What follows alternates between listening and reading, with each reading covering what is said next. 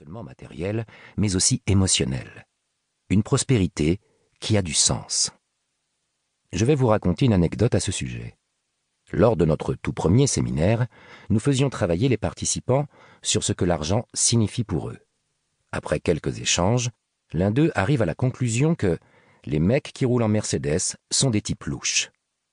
C'était sa manière de dire « les riches ont triché pour y arriver et ils achètent des Mercedes ». Sauf que, la vie faisant bien les choses, Philippe a une Mercedes, et qu'en plus, c'est quelqu'un d'honnête, et même de sympathique.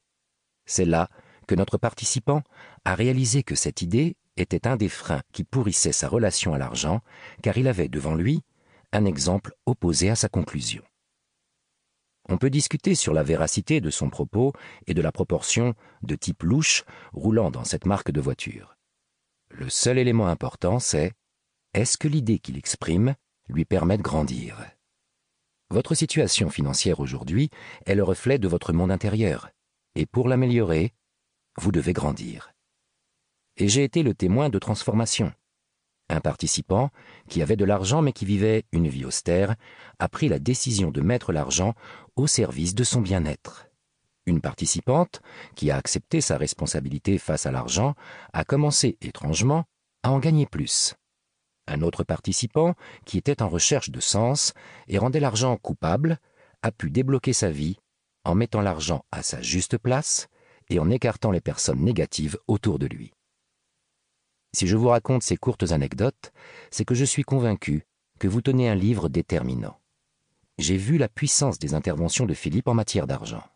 L'argent est un outil magnifique qui vous permet de concrétiser vos rêves, mais aussi de devenir une personne meilleure. Pourquoi meilleur? Tout simplement car l'argent est un révélateur. Il révèle la nature au plus profond de nous et pour bien le gérer, l'investir, en gagner assez pour bien vivre, vous devez être au clair dans votre relation à l'argent. Michael Ferrari, coach professionnel, auteur du blog esprit-riche.com. Introduction. Vous pensez peut-être, en écoutant ce livre, que mon but est de vous réconcilier avec l'argent. C'est vrai. J'ai rencontré dans mes séminaires un grand nombre de personnes qui se gâchaient la vie et celle de leurs proches à cause de l'argent. Parce qu'elles le rejetaient, le méprisaient, ne savaient quoi en faire ni comment l'utiliser. Parce qu'il leur brûlait les doigts et qu'elles devaient s'en débarrasser dès qu'elles en avaient un peu. Parce qu'au contraire, elles le gardaient précieusement, enfoui au fond de leur compte en banque ou de leur porte-monnaie, et érigeaient une barrière infranchissable autour de lui. D'autres encore étaient tellement préoccupées pour amasser de l'argent qu'elles en perdaient tout goût pour la présence des autres. Certaines personnes, qui déployaient beaucoup d'énergie pour en gagner, ne comprenaient pas que leurs efforts restent vains.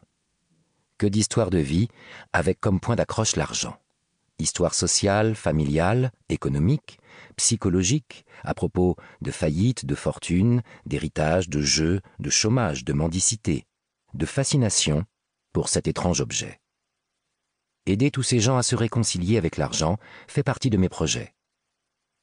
Un peu utopique, me direz-vous. Peut-être. Mais je préfère cette posture au fatalisme ou au cynisme.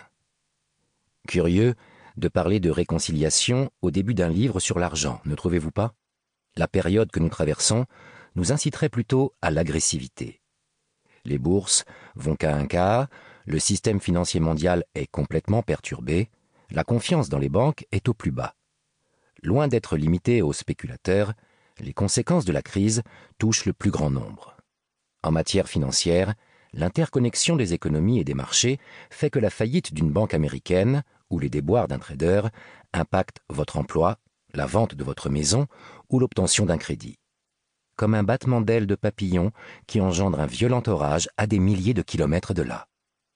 Lorsque la presse fait état de milliards d'euros d'escroquerie ou de gaspillage des fonds publics, que ressentez-vous?